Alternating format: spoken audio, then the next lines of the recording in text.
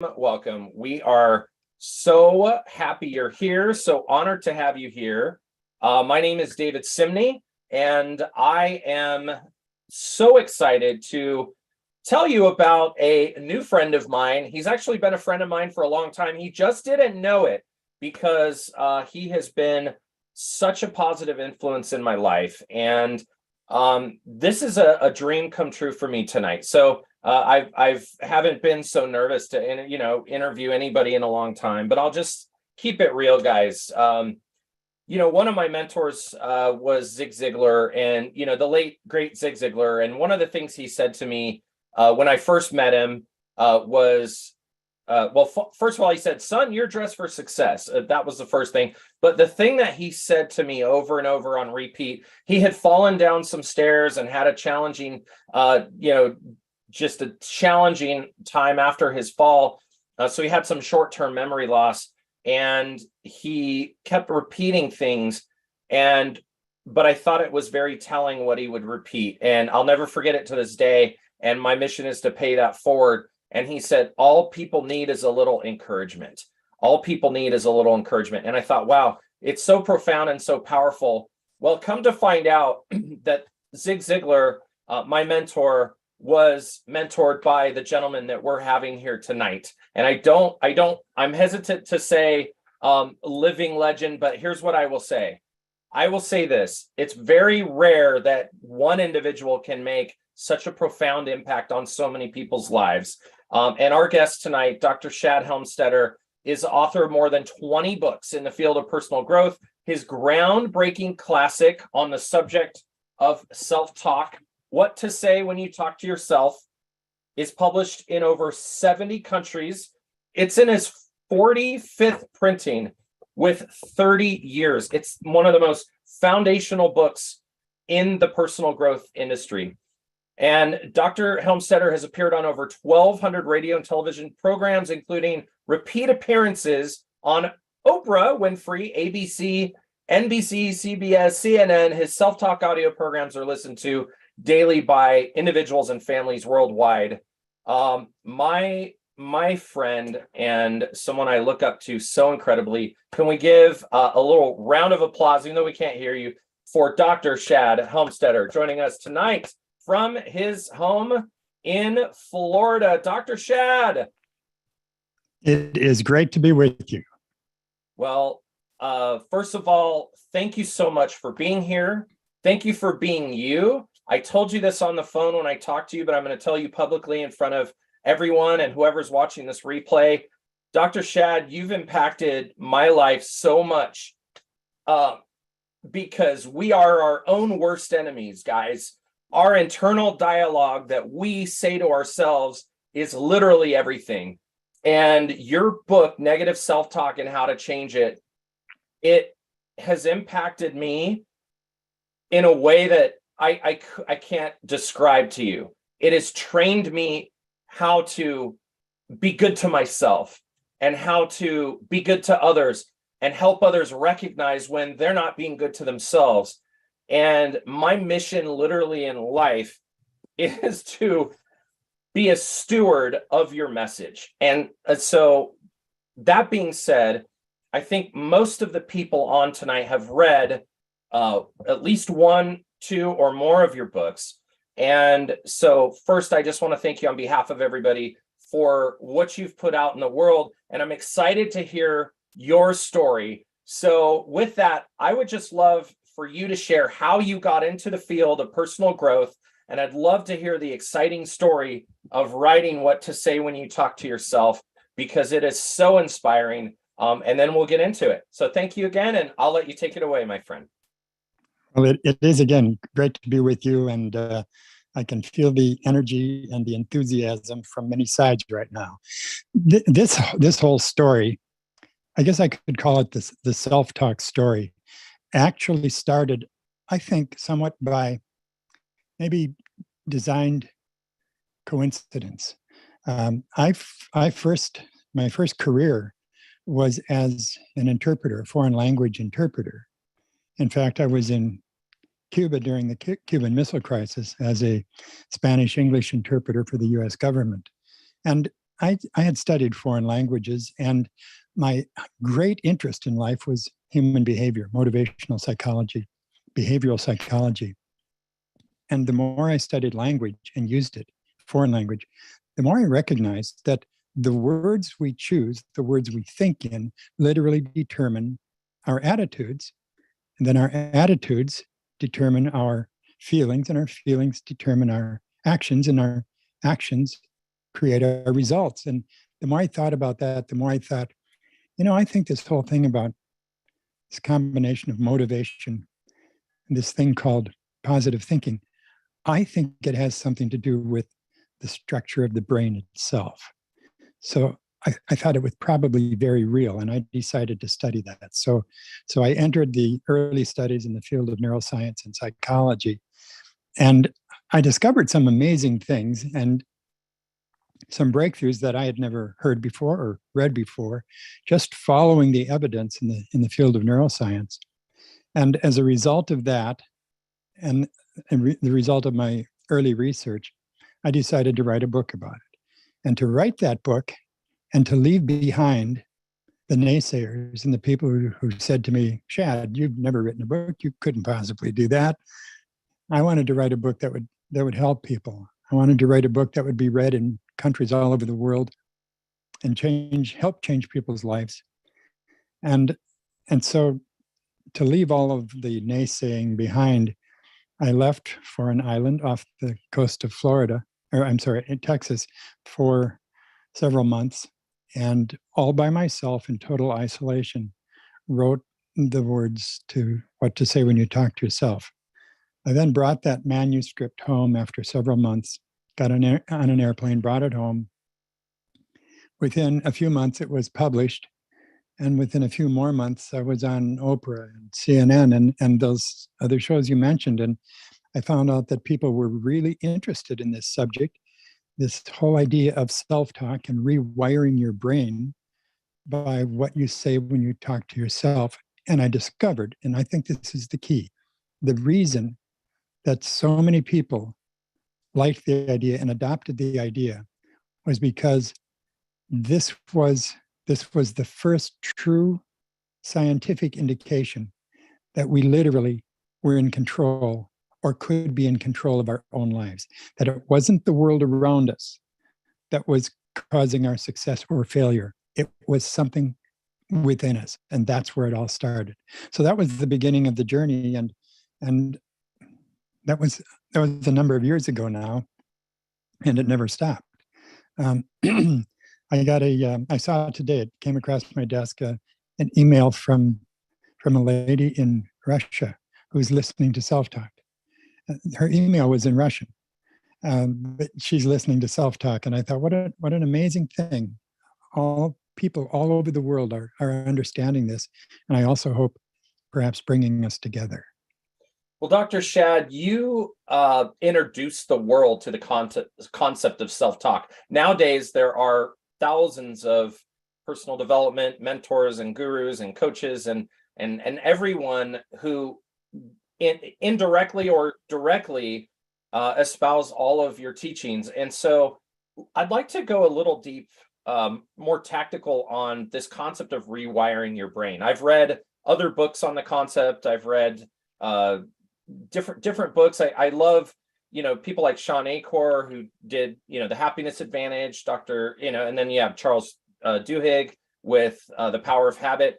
But you came before and introduced this concept that works, by the way, for anything: weight loss, relationships, money, career, parenting, self-esteem. I mean, it's literally everything. How did you get into this idea that we could, in fact, rewire your brain? Can you explain to people this concept of neuroplasticity? Well, neuroplasticity is where it starts, and neuroplasticity is the brain's ability to rewire itself. When I first went to school, we were taught that the brain stops growing or changing just after early adulthood. But at that time, we couldn't look into the brain yet, and we couldn't really watch it work while we were alive, while we were living. What we discovered later, because we had computer scans and medical imaging technology, and we could actually watch what was going on in the brain. And we discovered some amazing things. In fact, this one thought, this one discovery alone, I think is life-changing. It certainly was to me. And that's this. We used to think, or some people thought, when positive thinking got popular a few decades ago, that it had many critics. And there were a lot of people who said, well, positive thinking really doesn't do anything because thoughts don't really have any substance. They don't really go anywhere. But they were wrong. What we discovered was, and this is really key, people who think in the positive grow more neural networks in the left prefrontal cortex of their brain. That would be right up there, right behind that left eyebrow. That part of the brain, because of positive thinking, repeated positive thinking, that part of the brain actually grows stronger. And that's important because that part of the brain begins to take over as it gets stronger and stronger. So with more positive thinking, repetition, repetition, repetition, the more those neural networks become more and more active. And the reason that's important is because that happens to be the part of the brain that causes us to seek solutions, find alternatives, take action, and get things done. So you can literally call that part of the brain the success part of the brain. So some people, whether they were aware that they were doing this or not, by thinking positively, optimistically instead of negatively, those people were actually growing the part of the brain that's going to help them succeed. On the other hand, people who think in the negative, most often, people who frequently think in the negative, actually grow more neural networks in the right prefrontal cortex of their brain, the other side. And that happens to be the part of the brain that causes us to run or hide or flee or shut down, not take action, and not succeed. So people who think in the negative, whether they're aware of it or not, are literally strengthening the part of their brain that it has no choice. It's going to help them fail. And people who learn to think in the positive strengthen the part of their brain that is designed to help them succeed. That's profound, and that's a breakthrough because of neuroscience, and it's all the result of neuroplasticity. Because once we discovered that our brain never stops rewiring itself, and it's waiting for new input, that means that if we decide to give it the new input, we're finally in that place we wanted to be, where we start to get in control of our own lives because of our own thoughts that create our own attitudes and our behaviors and our actions. This is so fascinating because not only does it give you hope, it also says that our brains are capable of literally changing our own lives. Our brains are so powerful, and we see it manifesting in your book, Negative Self-Talk and How to Change It. You talk about negative self-talk disorders. Can you share a little bit about the kinds of phrases that you hear from someone who maybe has lost control of this ability to stay positive? And I'd like to really, like I said, get a little tactical on things that we can do. I know that in your book you say change the habit, change the words, and it's a lot of repetition. Talk to us a little bit about how someone can recognize if they've got this negative self-talk disorder. What are some of the phrases that people say to themselves to beat themselves up? You bet. I should preface that with what you said about repetition, and what I mentioned earlier is absolutely not only correct, it's essential. The way the brain is designed to rewire itself is based entirely or almost entirely on repetition. I've often said the key to success is repetition, repetition, repetition. Without repetition, the brain doesn't know that what the thought, the message that it just received was important enough. So it doesn't store it. At least it doesn't store it for a long time. From the moment you were born, every single message you got, good, bad, or indifferent, every single message you received was first recorded by the brain. And then those messages that you got that were repeated frequently, those messages were actually recorded permanently. So anything that's repeated, that's what counts to the brain, because the brain thinks, okay, that must be important. It's being repeated. And without thinking much about it, our parents, most of them had no idea what they were doing when they said things like, oh, you could never do that, or what makes you think, come on, you'll never be president, or you're not smart enough, or you're so stupid, or you're clumsy, or whatever it happens to be. I'm not at all critical of parents, because they're just repeating the messages that they got most, that were repeated most often, that became their programs. And unfortunately, when we get the messages like, I can't do this, or I'm not good enough, or I can never remember names, or nothing works out right for me, or some people have all the luck and it's not me, or I never have enough money at the end of the month. The brain doesn't know the difference between a program that's true and a program that's false. It only acts on the program that is strongest. So when you repeat those messages, they become truth, even though they weren't true, but they become true. You can say for years, you can say for 37 years, I can't remember names. I have the world's worst memory. And we often hear people say that, I can't remember names. And then you go to a party or somewhere and you meet somebody and you think, this is an interesting person. I'm going to remember this person's name. And then 10 seconds later, you're going through the alphabet trying to remember what it was. And it's gone. And your brain is going, I did what you told me.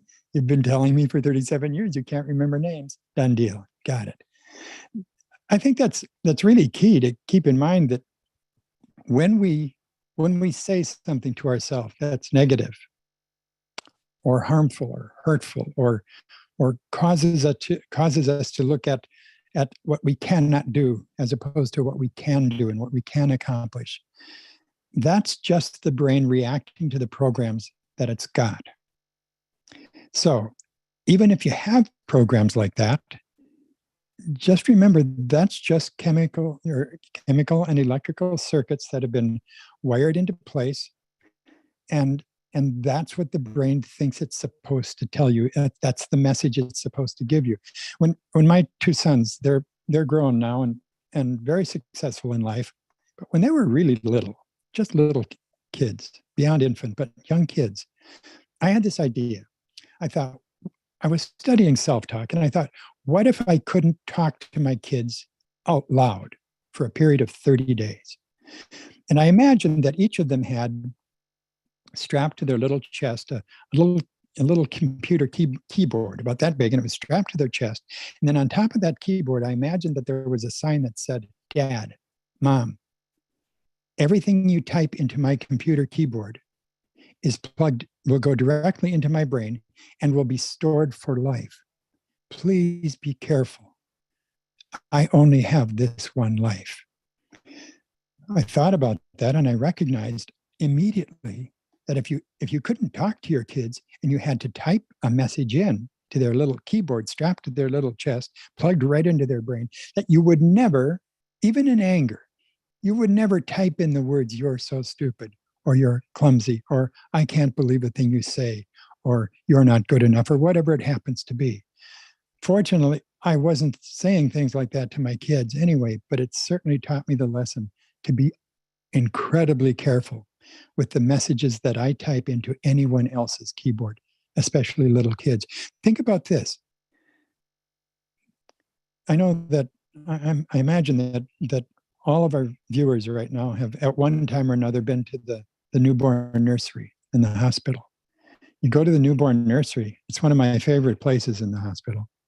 You go to the newborn nursery, and usually you stand on one side of a glass window, and you look through the glass window, and there on the other side of that window, in their little bassinets, are these little brand new miracles of life.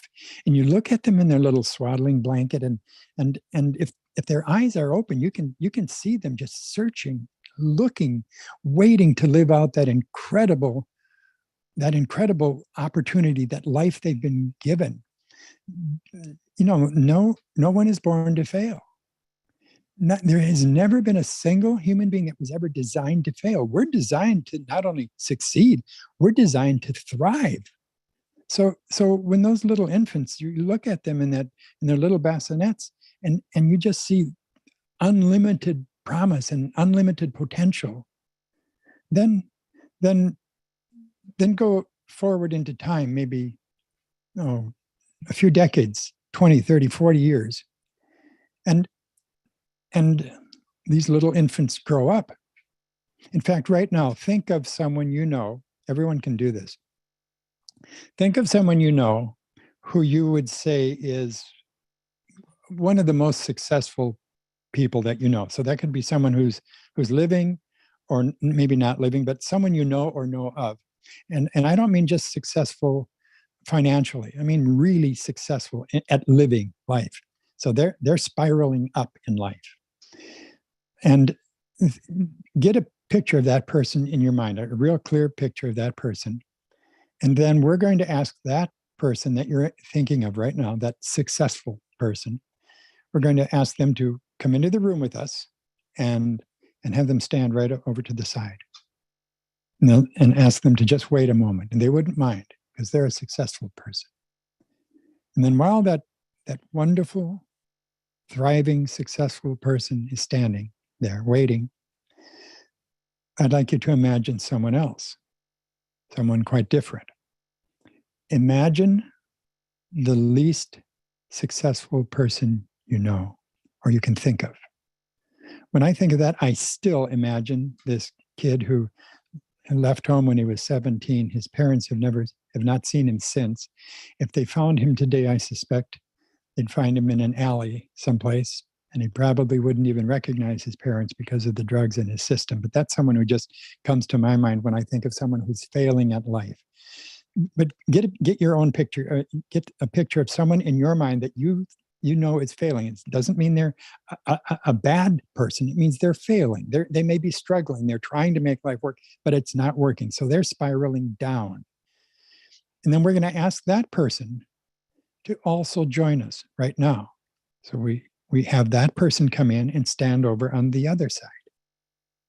And then just take a moment and look at those two individuals. One of them is succeeding in life. The other is failing, struggling, failing at life. And then look at each of them and think to yourself, what is the difference? And the clear answer is, the difference is their programs. It wasn't their birthright. It wasn't who they were when they were born. It wasn't where they were born. It was their programs that they got after they came here. And in fact, it's entirely, and this is profound, it's entirely possible that these two people that are in the room with us right now, one super successful and the other failing, it's entirely possible. Easy and quick to make. It's entirely possible that those two people were those two little infants that we were looking at in the newborn nursery just a few minutes ago. Their eyes wide open, full of potential. Their life was an absolute opportunity in front of them. And then they got their first programs, probably before they left the hospital, because there was a TV set on in the corner of the mother's room. And then they went home, and then they got a little older, and then they got messages. They got input from their parents and from their brothers and sisters and their friends, and then school, and then their teachers, and then television, and the world around them. And today social media and the internet, and all of those programs are collected by the brain, and those that are repeated become truth, whether they were true or not. So if you ever want to know, if you ever want to just take a moment and say, how am I doing? Could I do better? Do I have any programs that are working against me? If you would like to do better, you have this incredible gift in front of you that says you get to change your programs. You get to be the person who's spiraling up, whose life is once again filled with promise and potential. You know, we never lose that. We may have world's worst problems. We may have terrible programs, but those are just overriding that potential. The potential never goes away. You've still got it. Everyone watching or listening right now, you still have all of that potential that you were born with. It's still there. And I'm not speaking to you in any way I love them, but I'm not speaking as a motivational speaker. I'm speaking to you as someone who understands deeply how the brain works and what we get to do with it and the incredible gift that's been given to us. This has been highly emotional for me as you're speaking, because this concept of negative self-programming and the fact that we can erase years or decades of self-programming is real. And it's real for so many people. And for a moment, I was thinking of some of the things that I've said to my kids and wishing that I could erase some of those things that I've said just in my life.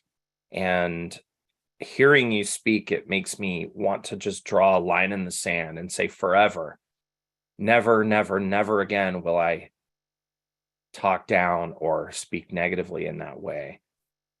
And I want to be able to filter myself, and then I can help others. You have a chapter in your book dedicated to basically 5 levels of self-talk.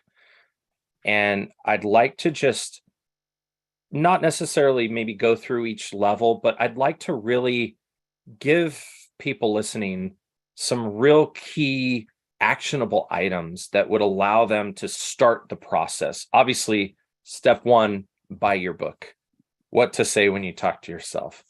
But apart from that, if you're just watching, someone's just watching and they're hit the way I am right now, literally like an arrow through the heart, what can we do to recognize, number 1, these different levels of self-talk, and number 2, begin the process of reprogramming permanently, not just for a day, not just for an hour after this call, not just for this week, but what can really affect a long-term change? The first step is recognition, to realize and just to be willing to accept the notion, though it's scientific fact, but be willing to accept the notion that you get to change your wiring. So your wiring isn't permanent. You get to change that. And recognizing that can open a lot of doors for you, because it will make it possible to follow the next steps. The next step is to edit. Every person, every wonderful person listening or watching right now has the ability to stop and change what you were about to think or say next. We get to do that. And when you do that, instead of saying, I have the world's worst memory, or I'm so stupid, or whatever it might have been, or I can't do that, or this won't work out for me, or whatever it is, stop just before you utter the words and say the opposite. I've got a great memory. I really do. I like people. I'm interested in people, and I pay attention to them, and I'm good at remembering their names. Now, when you first say that, you're going to think you're lying to yourself. You're going to think, I'm kidding myself. I have a terrible memory. No, you've been kidding yourself for the last 20 years. What you're doing now is you're beginning to set the record straight. You're beginning to reprogram a new program, and that new program is called truth.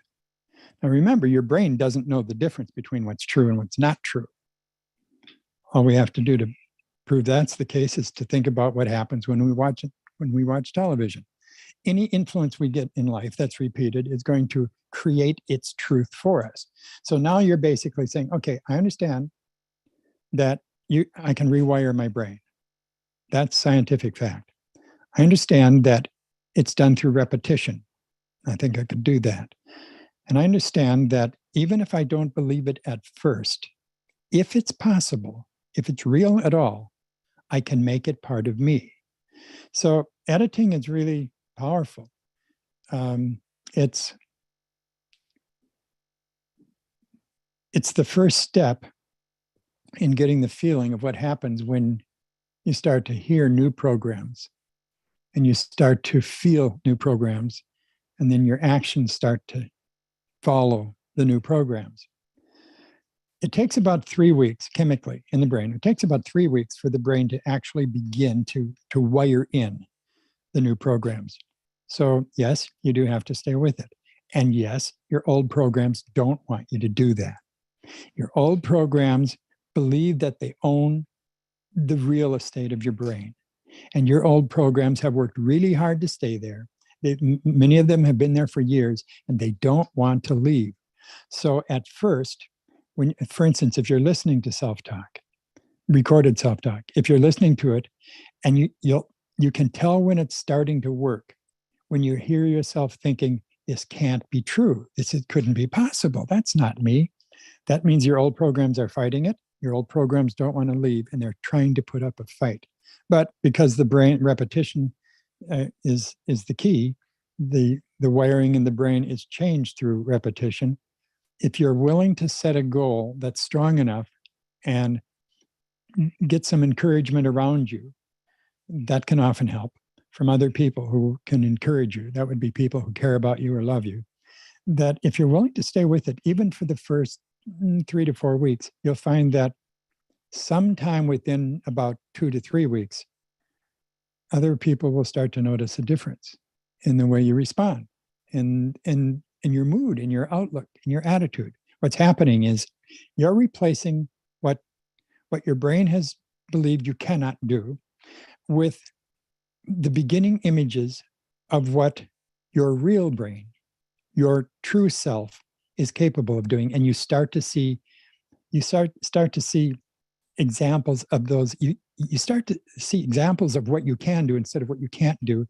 And that's the beginning. And when you feel that, it's an incredible feeling, because it first says, I think this might work.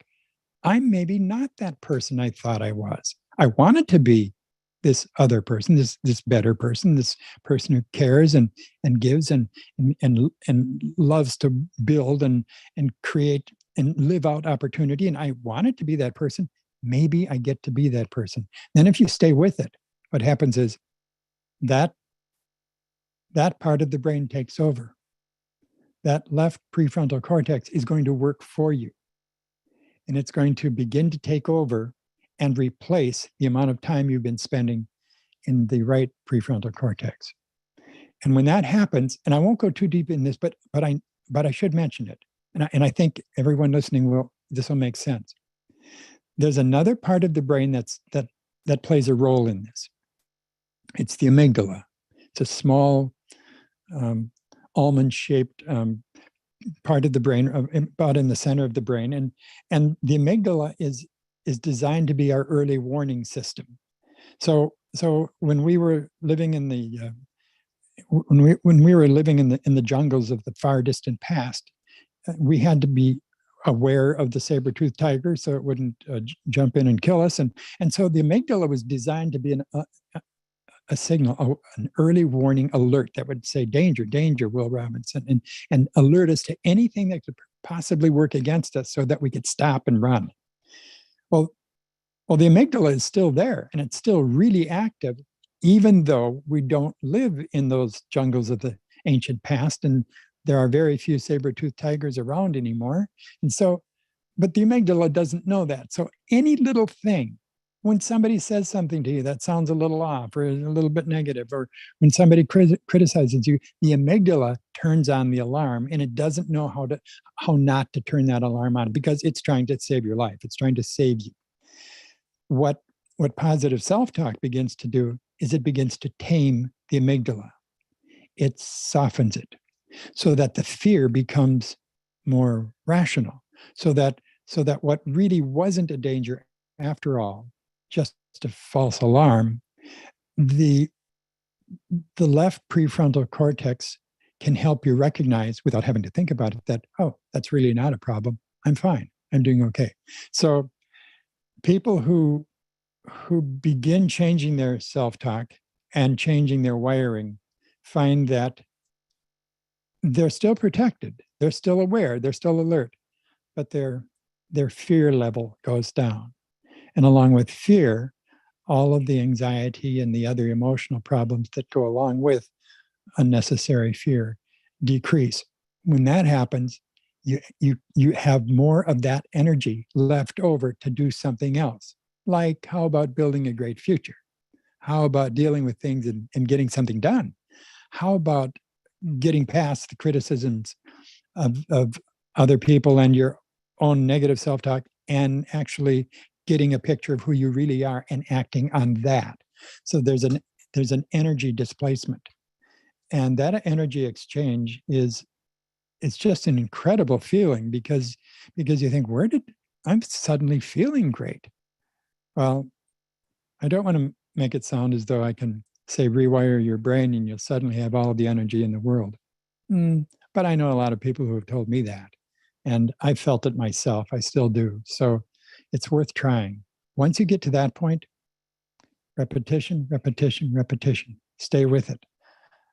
Stay with it long enough to make absolutely certain that you want to be that better person that you were born to be in the first place. And once you start to get to know that person, what we usually find is you really like that person. That's the you that's been there all the time, just waiting to be let out. Wow. I have so many notes. I have so much just from this short conversation.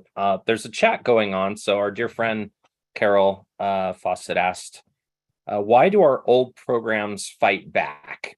Is it the ego trying to protect itself? Is it our brain's fear of the unknown? What is that? What is that battle about? And apparently it's all about a battle, winning the battle within our minds. It's about empty spaces. I'll make sense out of that. Let's say that you decide to, let's look at all of your programs that you have now, like the furniture in your mental apartment. And you realize that this furniture is not really good. It's not in good condition. It's the sofa is sagging, the chairs don't stand straight. It's bad furniture, and it's time to get rid of them. So that would be our negative furniture. So you say, I know what I'll do. I'll take Dr. Shad's advice, and I'll get rid of all of that old negative furniture. So you take all of your furniture and you put it out in the garage. And now you're sitting in your living room, which is empty now, and so is your bedroom. And you're sitting on the floor and you think, all right, now everything ought to be fine. But you haven't put any new furniture in yet. So what will you do? Probably sometime late in the first evening, you'll go out to the garage and just kind of sneak one chair back in. Now, it's negative, but it's something to sit on. And then probably by sometime the next morning, you'll begin to bring in piece by piece all of the old furniture. And the reason you'll bring that old furniture back is you didn't replace it with anything else. So one of the keys here is to make absolutely sure that you have the right self-talk, the right new mental furniture to replace the old mental furniture, so that when you get rid of the old, you'll have something to replace it with. And it's just a fact of the way the brain is wired, that when you start when you start listening to or practicing positive self-talk, and you do that repeatedly, the brain will pay attention to the new self-talk, and it realizes that it must be important because you're repeating it or you're listening to it through repetition. And there's a thing in the brain that's called pruning, just like you can prune a rose bush so that it will grow better, so that the energy, the bush will get stronger. The brain uses the same quality, and that is it will prune out old programs that you're no longer using because you've only got so much space in your brain, and it has to have extra space. It needs extra space to function. So it will actually begin to prune out those old programs. And so what happens is they actually wither and they die. Just think of a plant that is cut. It will begin to wither and die, and because it's no longer getting fed. Actually, what you're doing when you're practicing new self-talk, you're actually feeding those neural pathways in the brain. You're giving them more nutrition, glucose and more nutrition. And so they're getting stronger. And that's where your energy is going. That's where your chemistry is sending your energy. And so now the old programs are actually physically, chemically dying out. So to answer the question now, how can you get rid of those old programs, or where did they go? You get rid of them by replacing them with new programs, and then you stop feeding the old programs and they die out. You'll hear whimpers from them from time to time as they're dying out. Some of them will want to come back. But if your new programs are strong enough and you stay with it, the new programs will win. It's chemical. They have to win. The brain doesn't know the difference between something that's true and something that's false. It simply operates on the programs you've given it that are the strongest. In your book, you say, take stock of attitudes. I'm going to read a little excerpt here. This is from What to Say When You Talk to Yourself. Little changes in attitude can make big changes in life. Your attitudes affect all of the important things around you. They affect how you feel about yourself. They affect your work, your friends, your loved ones. When your attitude gets better, so does life. If you would like to make a change or two, fixing an attitude and making life a little better isn't a bad place to start. I can't help but think that when Zig Ziglar said your attitude determines your altitude, I think he had just finished your book. I would like you to share, when people hear messages from like yourself, or they read in a book, oftentimes our first instinct is to think, oh, so-and-so needs to read this book, or I got to get so-and-so to hear this. How do we start to take that process of recognition of ourselves and learn to take stock of our own attitudes? Are there some exercises when we can train our brains to identify like those little triggers that go off, say, those old habits coming back? And how do we, I had a fifth grade teacher, history teacher, and she used this thing, shield. So whenever the class would get too loud, she'd raise her hand, she'd say, shield.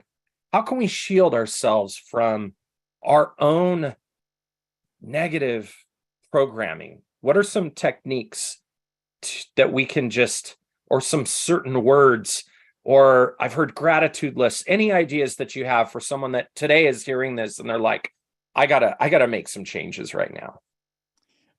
My answer is that there is a slightly different approach, but it's profoundly effective. And that is, think of learning new self-talk exactly like learning a new language. And instead of being concerned about this trigger or that problem or that program, just learn the basic language. Learn the language well enough to be able to travel in the country of success. Learn the language of success. And that language, which is just, I guess that first came to me because I studied the field of foreign languages, and I was an interpreter. But when you learn the language, you can talk about anything. You can think about anything in that new language. And when that happens, you find that you don't have to worry about some major event happening that's going to throw you off or throw you back into your old programs. You don't really have to worry about protecting yourself. Rather, you learn to literally think in a new language. I seldom use myself as an example, but I would say it's absolutely a fact that it would be impossible for me to wake up on a Monday morning ever and say, it's going to be another Blue Monday, or it's going to be another one of those bad days, or this can't work out right for me. The thoughts are gone. The words are gone. The negative programs that I, like everybody else, once had got replaced by something else. So I've just learned a new language. And I think what I've dedicated my life to for the past decade has been to teach language, but teach the language of success. And then once you've got it, then it builds and builds, and then good things happen, and then you think more in more optimistically and more in the positive, and you exercise that part of the brain that's helping you find alternatives and new solutions to problems, and you get better at overcoming things, and you're off and running. You're the real you that you were born to be in the first place. So it's done with a new language. Beautiful, beautiful. Let's give away, I'd like to give away 3 of your books tonight for anyone watching. But I'd like to hear from you. What was it like to have a best-selling book? And what's the book you're the most proud of, I guess? And the third part of that question is, what are some of the books that you read that influenced you to become all that you are? I'll start with the last part of that question. I was influenced early on, as you can well imagine, you can predict this, the power of positive thinking. Though at the time that I read it, I was very young, and many people were telling me, yeah, why are you even reading that? Other early books are books like Psycho-Cybernetics by Dr. Maxwell Maltz. I had the privilege of working with Dr. Maltz many years ago. I like Napoleon Hill. I like Think and Grow Rich. And you can reread Think and Grow Rich today, even though it's written many years ago. And you just have to change a few words to bring them up to date. And it's as inspiring and accurate today as it was when it was first written. Okay, so that's that part of your question. What was the first part of your question? Just what was it like when you became, a best-selling author and people finally took notice of this message, which to this day I feel it's so more important than it's ever been, I think, in history. But what was that like to start to have a best-selling book and have people as life changed because you decided to go out to an island for 3 months and sequester yourself and pour into this book? Well, as you can imagine, by the time that I wrote What to Say When You Talk to Yourself, I had practiced self-talk and studied it enough that I absolutely expected that the book would be read by people all over the world. It actually didn't, and I'm saying this with humility, it didn't surprise me at all when I got the first call from Oprah Winfrey's producers or from CNN. It didn't surprise me at all. When I learned that the book was going into this foreign country and then another and then another and then dozens of foreign countries, it never at any time surprised me because that's exactly what I intended to do. So obviously I wrote the book in the frame of mind that said, tell the truth, keep it simple, be very straightforward, and be willing to live with what happens next because it's going to happen. And it did. I don't think that's just a self-fulfilling prophecy. That's what happens when your brain is wired to make that happen. So I'm trying to say that without me in any way aggrandizing myself. I just did what anyone could do, and that is decided to find the right information, in this case from the field of neuroscience, decided to follow it up, and then decided to write it down, even though I'd never written a book before. And you'll find me to be one of the strongest believers that anyone who wants to do something that is possible can do it. It just took some programs that encouraged that along the way. I've also been very, very gratified that people read my books and that it helps them, because obviously that was my initial goal. I cared about people, I still do. I wanted to help them, and I wanted to be in front of a church that had doors that opened very wide. So instead of being a minister, a pastor, or a teacher in a smaller group or congregation, I decided, I think I'll tell everyone about this. One of my mentors, well, from afar, Brian Grazer, he's a movie producer. He wrote a book called A Curious Mind, and he basically interviewed, a lot of great people. And when I read his book and I saw the traits of great achievers, everyone from Nobel laureates to, billionaires and just people that have made an impact in the world, they all share a common thread of seeking solutions, not living in problems, living in abundance, not living in scarcity. Before we let you go, and I want to just share with everybody the tools that you have right now that we can share.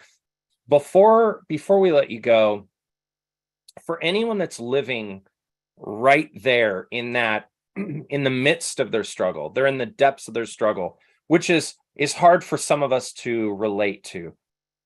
But for anyone that's right in the middle of it and just the sky's falling, the bills are mounting, the pressure's building, and they're having a hard time, how can they pull out of this?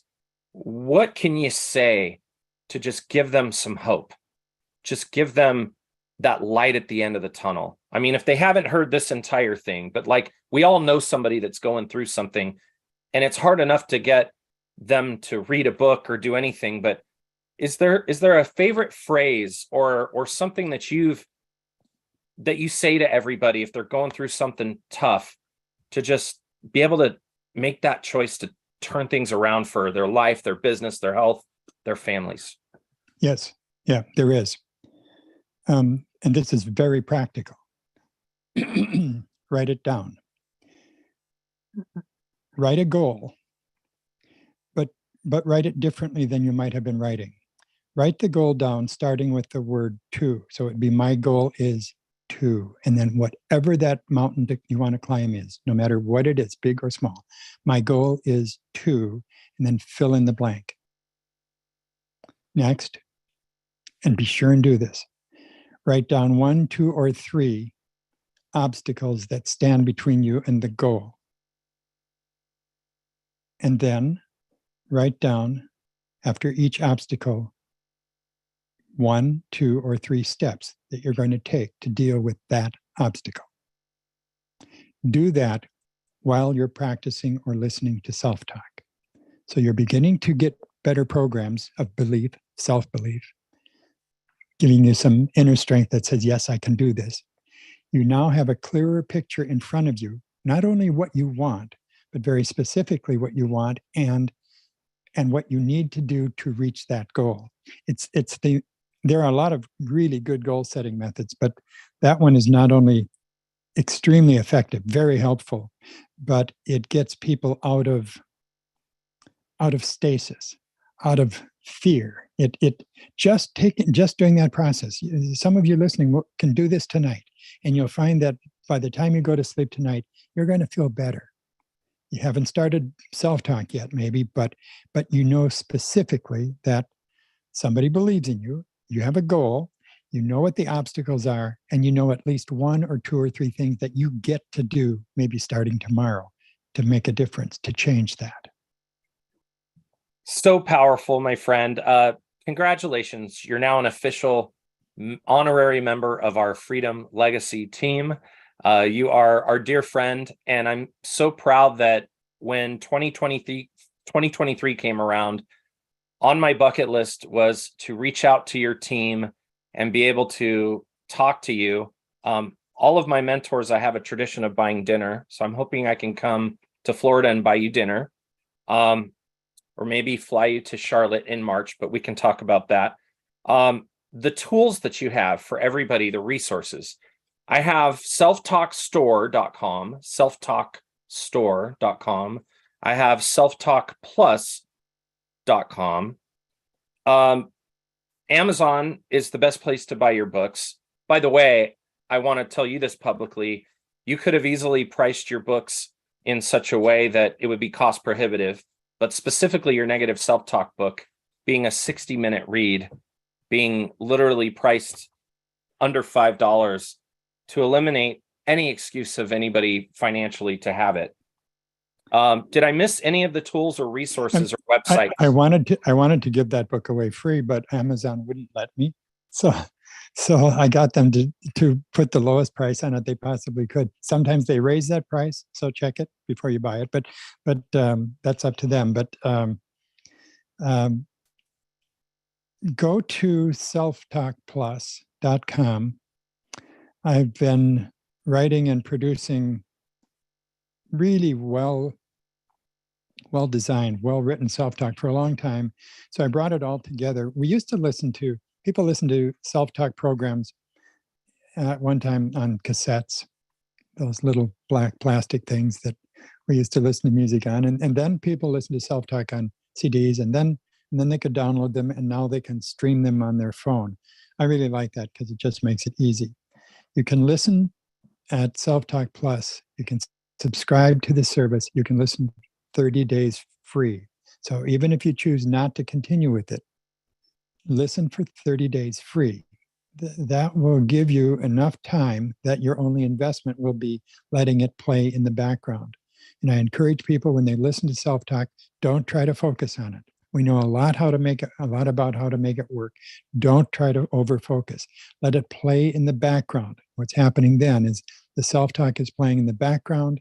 And just like we learned our first language when we were little kids, we didn't go to school to learn it. It was played in the background of our lives and talked around us. Self-talk works the same way. So just play it in the background and do that and stay with it at least 3 weeks. And then watch what happens. And then you get to decide what you want to do next with your life. I hope that you'll continue to practice in some way, being in control and staying in control of your programs. It's your life. And fortunately, you get to do something about it. Well, if you can hang with us for just a minute while we give away 3 of your books, and I'll let you feel free to narrate this while we do this. The first one is called Self-Talk for Stress, Anxiety, and Depression, and it will help you get rid of that programming that causes stress and anxiety. To give this first one away, I want anybody in the Zoom, live on the Zoom, to think of somebody that might have a lot of anxiety or struggle with anxiety or depression. Think of someone, don't type it in the chat. But if you've got someone in mind, the first person that comments you've got somebody, we'll give it to them. I want to do it as okay, so we got 3 already. So that's good. Let's just do this. Those 3 who just commented, Beth, Carol, and Amber, we're going to go ahead and give away the 3 books. So we've got Self-Talk here. Then we've got What to Say When You Talk to Yourself, the classic. And then this 365 Days of Self-Talk, which I read for February 6th. It's not luck that makes my life work. It's how I look at it. I choose to see the bright, find the good, believe in a positive outcome, and always have faith that I will overcome challenges and succeed. And because that's how I choose to look at my life every day, time after time, I win. Dr. Shad, I will forever, for the rest of my life, until I breathe my last breath, as God is my witness, be an advocate for your work, and I will have gratitude for you for the difference you've made. I truly love and appreciate you, and thank you for pouring into us tonight. And I hope we can do this again sometime. We will. And thank you, my friend. God bless you. And thank you for the work you're doing. All right, everyone. That concludes tonight. Thank you so much. We will see you next Monday at 5 p.m. with another special guest.